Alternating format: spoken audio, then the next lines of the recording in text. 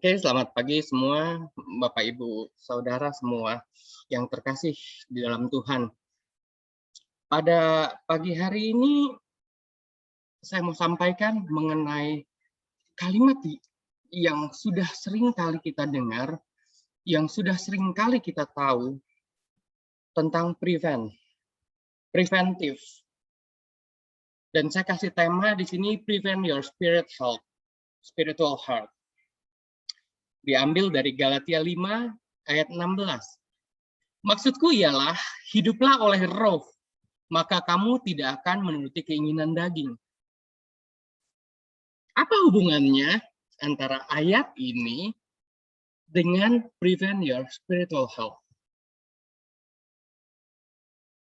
Kalau kita buka kamus, prevent itu ada 7 arti kata yang mengartikan. Pertama, menangkal, menghalangi, menolak, menghalau, mencegah, menjaga, menengahkan. Ada yang bisa tangkap di sini? Apa? Belakangan ini kita lagi disibukkan dengan pandemi, endemi, tentang COVID. Sebelum saya bicara tentang spiritual health, kita sama-sama telah dulu. Apa perbedaan? Nanti. Mana-mana, kalau sekarang kita pasti sering kali lihat poster-poster ini. Kita sering kali melihat flyer-flyer ini. Ayo disiplin jalankan protokol kesehatan, patuhi 5E. Memakai masker, mencuci tangan, menjaga jarak, membatasi mobilitas dan interaksi, menjauhi kerumunan. Kalau kita mau prevent kesehatan rohani kita juga harus lakukan ini. Kita juga harus lakukan ini. Ntar saya terjemahkan satu persatu. Sekarang kita bedain dulu endemi, epidemi, dan pandemi. Kenapa? Kenapa kita harus lihat ini? Ini analogi yang sangat-sangat mudah. Kita lihat dari endemi. Endemi adalah penyakit yang muncul dan menjadi karakteristik di wilayah tertentu. Di wilayah tertentu. Oke. Kalau epidemi terjadi suatu penyakit telah menyebar dengan cepat ke wilayah atau negara tertentu dan mulai mempengaruhi populasi penduduk di wilayah atau negara tersebut. Pandemi adalah wabah penyakit yang terjadi serempak di mana-mana, meliputi daerah geografis yang luas, seluruh negara atau benua. Dengan kata lain, penyakit ini sudah menjadi masalah bersama bagi seluruh warga dunia. Kalau kita bicara tentang kesehatan rohani kita, ketika kita merasa diri kita sakit, atau kita merasa sehat, sebatas apa? Hati-hati ketika kita merasa diri kita sehat. Tapi kita tidak pernah melakukan preventif. Kita cuek aja, kita menjalani kehidupan kita like nothing, no problem. Flow aja, kalau kata anak-anak zaman sekarang.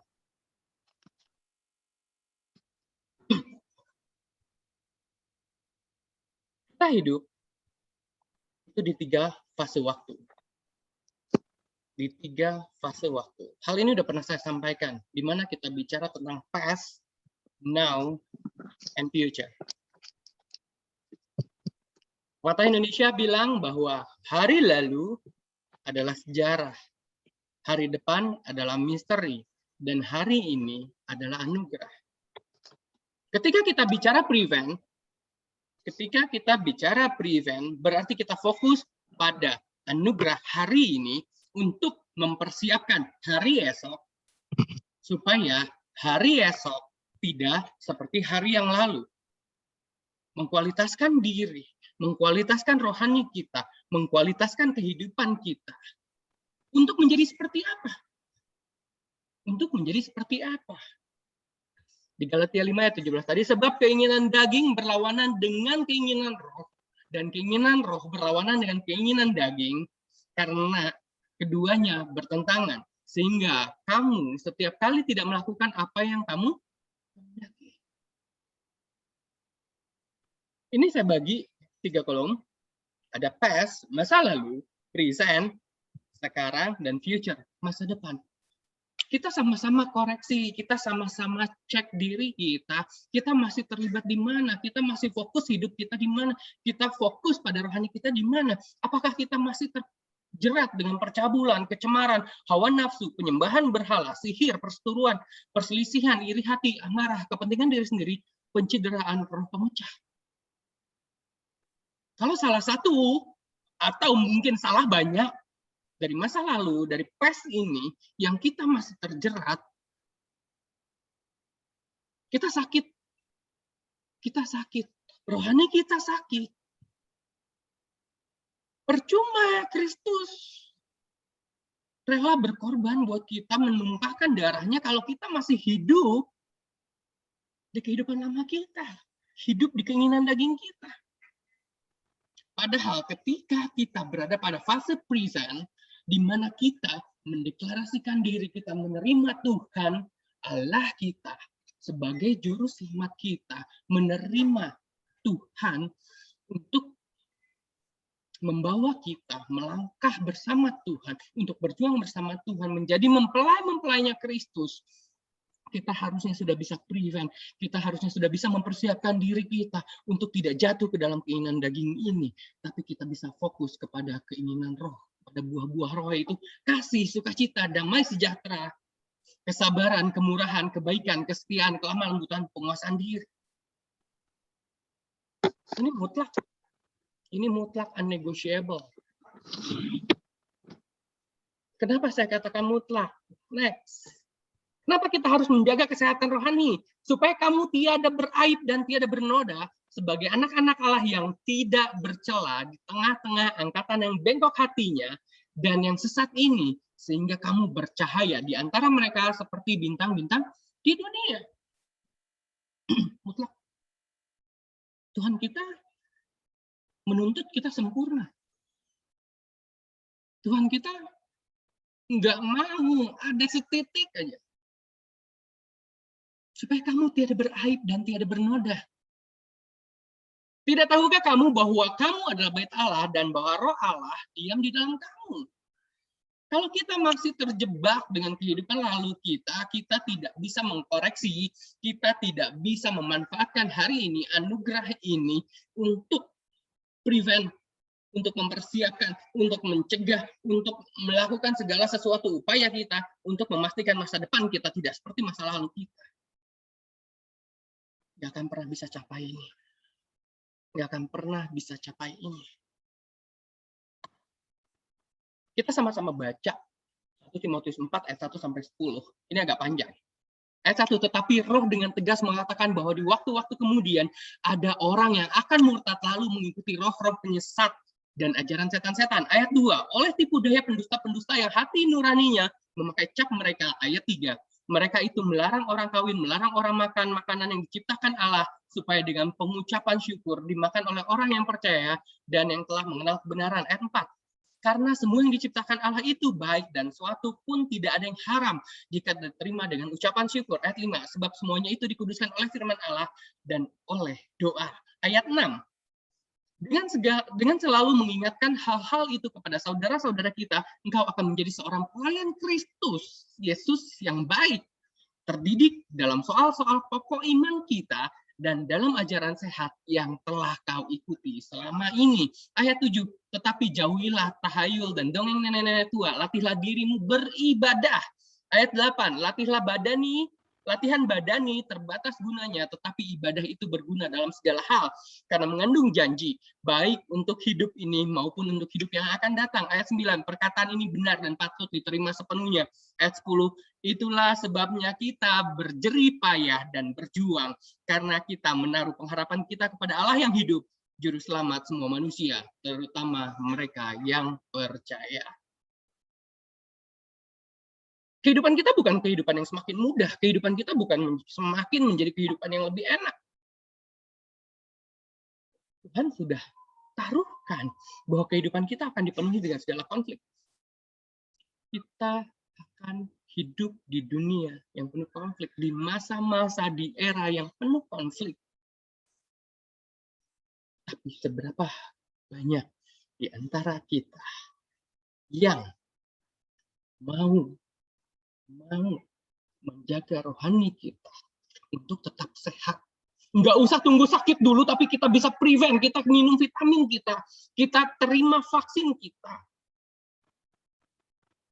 Untuk kita bisa tetap fit, untuk kita tetap bisa sehat.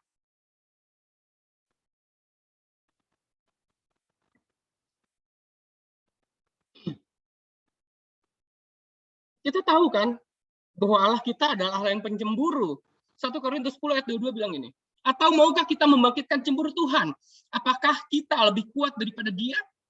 Keluaran 20 ayat 5. Ini saya ambil kutipannya. Sebab aku, Tuhan Allahmu adalah Allah yang cemburu.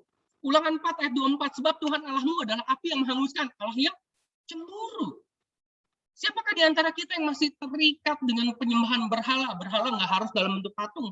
Untuk kita kemudian sembah-sembah kita, tapi lebih mementingkan keluarga kita. Kita lebih mementingkan pekerjaan kita, uang kita, harta kita. Itulah berhalamu. Apakah kita mau mendukakan Tuhan? Apakah kita mau menduakan Tuhan dengan hal-hal tersebut?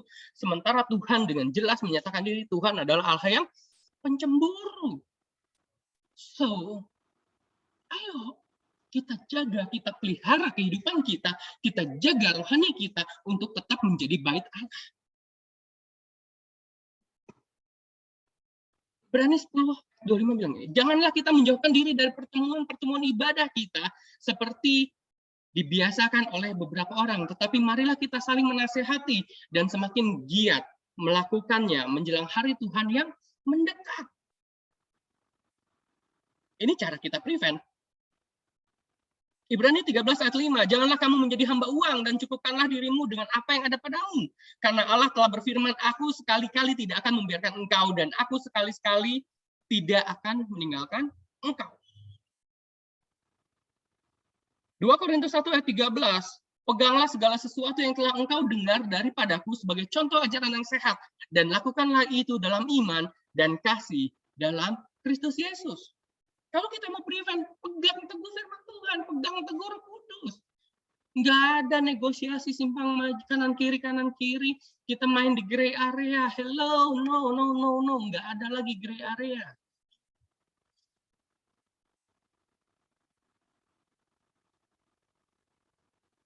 Itu Korintus 16 ayat 13. Berjaga-jagalah, berdirilah dengan teguh dalam iman, bersikaplah sebagai laki-laki dan tetap kuat. Laki-lakinya nih saya kasih bold, kasih warna berbeda. Karena saya tertarik dengan kata laki-laki di sini. Apakah kemarin waktu itu Rasul Paulus bicara hanya untuk kasus khusus kaum pria? Tapi ternyata tidak. Maksud dari kata laki-laki ini adalah kita yang punya prinsip. Karena seorang laki-laki sejati, seorang pria sejati, dia adalah orang yang berani. Orang yang berani pegang prinsip. Orang yang berteguh dengan prinsip. Bukan berarti para ibu, para wanita di sini kemudian bisa santai-santai, nggak berjaga-jagalah. No. Tapi kita semua harus menjadi pria sejati, memiliki karakter pria sejati, yaitu berani memegang prinsip dan tetap kuat. Berjaga-jagalah. Kita harus waspada. Kehidupan kita arah bawa kemana? Kemarin kita bicara tentang test and temptation. Yang kita lalui ini apakah membawa kita semakin maju kepada Tuhan atau justru kita semakin mundur? Bisakah kita memprevent itu? Bisakah preventif untuk itu? Kita bisa menjaga nggak kehidupan kita untuk semakin lebih baik? Menjaga rohani kita untuk tetap bertumbuh di dalam Tuhan. Amsal 20 ayat 23, jagalah hatimu dengan segala kewaspadaan, karena dari situlah terpancar kehidupan. Kita balik kepada flyer yang sering kali kita lihat.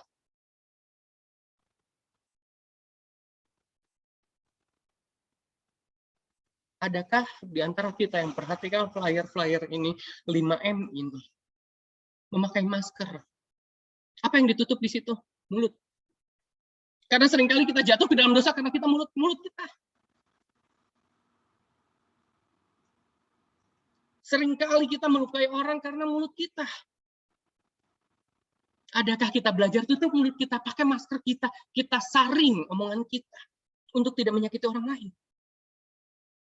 Adakah kita saring mulut kita, bukan mengeluarkan kutuk, tapi mengeluarkan berkat buat orang lain? M kedua, mencuci tangan.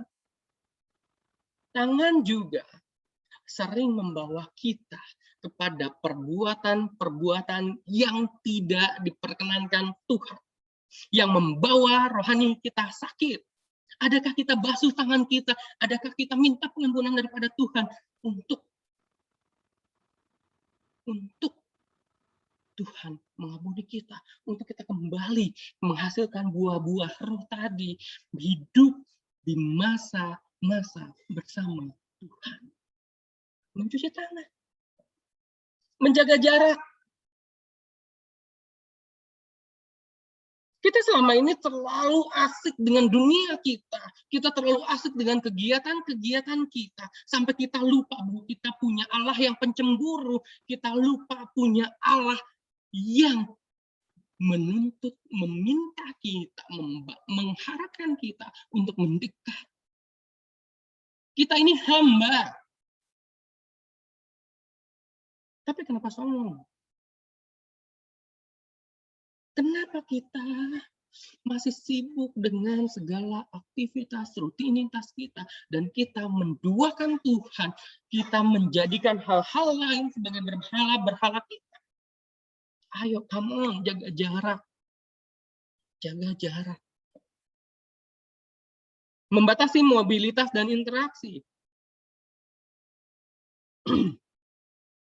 Membatasi mobilitas dan interaksi. Kita bisa menggunakan sosial media kita bisa nonton YouTube kita berjam-jam, tapi bisakah kita 5 menit berdoa? Kita bisa nggak menghampiri Tuhan? Kita masih lakukan itu nggak? Apakah kita hanya say hi sama Tuhan, berdoa hanya berdasarkan rutinitas, mau makan, bangun tidur, mau tidur, dan selebihnya hanya kasih daftar belanjaan sama Tuhan? Berkali-kali saya seringkali tekankan bahwa Tuhan itu bukan pemuas keinginan kita. Tuhan kita adalah Allah yang pencemburu. Dia mau kita untuk datang kepada Tuhan, untuk memberikan kehidupan kita sepenuhnya. Karena apa? Karena Tuhan telah tebus kita. Kita ini punya Tuhan. Tuhan kenapa menjadi Allah yang pencemburu? Tuhan cemburu karena kita adalah miliknya. Karena kita adalah miliknya. Kalau kita sebagai miliknya tapi melukai hati Tuhan, wajar nggak Tuhan marah? Coba kita tanya kepada pribadi kita masing-masing. Ketika kita memiliki handphone, kemudian handphone kita dijatuhin atau dirusakin sama orang lain, apa yang akan kita lakukan? Nggak mungkin kan kita cuekin aja? Nggak mungkin kan? Semua pasti marah. Semua pasti ngamuk, minta penggantian. Sama. Kita adalah milik Tuhan. Tuhan udah tebus dengan kehidupannya, dengan darahnya, dengan nyawanya. Tapi apakah kita masih mau sia-siakan dan kita nggak pernah sadar diri? Who am I? Who am I? Menjauhi kerumunan. 5M yang terakhir. Kenapa kita harus terlalu bergantung sama orang lain? Kita lihat dunia kita. Kita lihat orang lain begini kehidupannya. Kenapa gue harus berbeda? Kenapa saya harus begini? Kenapa harus saya begini? Kenapa saya harus pikul salib sangkal diri? Karena apa? Karena kita adalah milik kepunyaan Allah. Kita bukan punya kita lagi. Kita bukan punya kita lagi, tapi kita sepenuhnya milik Tuhan. So, mulai hari ini kita jaga kesehatan rohani kita. Prevent your spiritual health. Become perfect. Menjadi layak. Menjadi sempurna. Tidak bercacat, tidak bercelah. 5M, memakai masker, tutup mulut kita, kita saring, jadikan mulut kita sebagai berkat, cuci tangan kita, untuk kita meminta ampun kepada Tuhan atas segala perbuatan kita. Kita menjaga jarak dari segala rutinitas kita. Kita membatasi mobilitas dan interaksi untuk kita mencari Tuhan. Kita membatasi buang-buang waktu kita, menjauhi kerumunan untuk kita berpegang teguh pada prinsip firman Tuhan, tidak bergantung kepada orang lain yang menyesatkan. Sesimpel itu. Sesimpel itu. Jaga hati kita, jaga kehidupan kita, jaga tubuh kita, jaga kekudusan kita, jaga rohani kita. Jadilah pemenang. Jadilah mempelai yang tidak bercacat dan bercela. Rabu kemarin kita ada acara pembekalan pelayan. Di sini saya sedikit cerita. Itu menjadi momentum yang luar biasa. Kenapa saya katakan? Karena selama ini tanpa kita sadari, kita menuntut, kita menganggap diri kita pelayan, kita mendeklarasikan diri kita pelayan Tuhan, tapi belaga seolah-olah kita adalah tuannya. Itu yang saya ditabokkan kanan kiri bolak-balik. Kita dipilih Tuhan, dipercaya Tuhan untuk menjadi pelayannya, tapi kok kita yang nyuruh-nyuruh Tuhan? Kita yang kasih daftar belanjaan sama Tuhan, kita yang ngatur Tuhan harus A, B, Z, D. Kita yang kekeh. Bisakah kita koreksi diri kita, masing-masing pribadi kita, untuk coba nilai lagi kita hidup berada pada fase apa? Apakah kita sudah berada pada fase penerimaan diri terhadap Kristus? Penyerahan diri terhadap Kristus untuk memberikan kehidupan kita sepenuhnya, bahwa kita sadar bahwa kehidupan kita adalah milik Kristus. Untuk kemudian kita bertumbuh menjadi mempelai yang tidak bercacat dan bercela.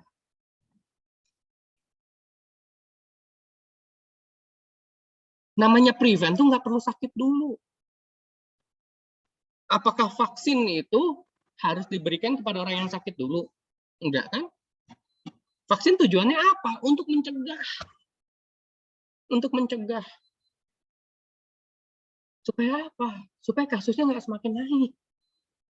Adakah kita menemukan vaksin dalam kehidupan kita? Adakah kita mencari vaksin dalam kehidupan kita? Sementara ketika kemarin vaksin Sinovac, Pfizer, AstraZeneca di mana-mana susah, semua orang rela daftar sibuk-sibuk antri dari pagi hanya untuk mengejar vaksin itu. Tapi adakah kita mencari vaksin untuk kehidupan rohani kita? Untuk datang kepada Tuhan, beribadah kepada Tuhan, datang kepada Tuhan untuk mengenal Tuhan lebih lanjut lagi, lebih dalam lagi. Adakah? Adakah kita membuang waktu kita, sangkal diri kita untuk baca firman Tuhan, untuk berpegang teguh pada prinsip firman Tuhan? No. Kita rela buang waktu lama-lama depan komputer, depan laptop, depan handphone, depan TV.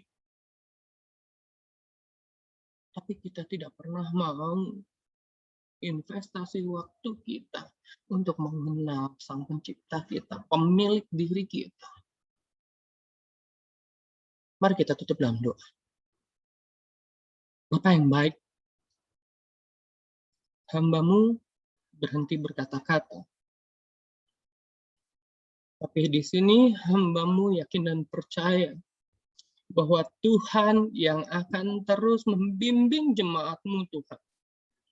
Untuk membawa kehidupan jemaat-Mu, memperbaiki kehidupan jemaat-Mu, Majesty-Mu ya Bapa, untuk semakin serupa dengan Tuhan, untuk menjaga kesehatan rohani kami, untuk kami layak menjadi mempelai-Mu yang sempurna, yang tiada bercacat dan bercela, tiada bernoda, Tuhan.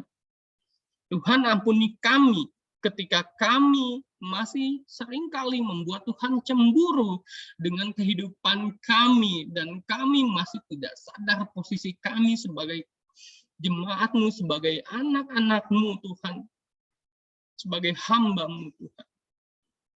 Biar kiranya Tuhan yang menaruhkan, Tuhan yang membimbing kehidupan kami, Tuhan yang membawa kehidupan kami. Ampuni layakan kami, Tuhan. Kami mengucap syukur buat pagi yang keras ini, Tuhan.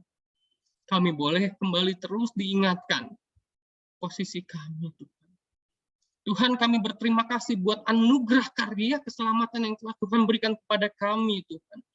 bahwa untuk kami tidak membuang sia-sia semuanya itu, Tuhan.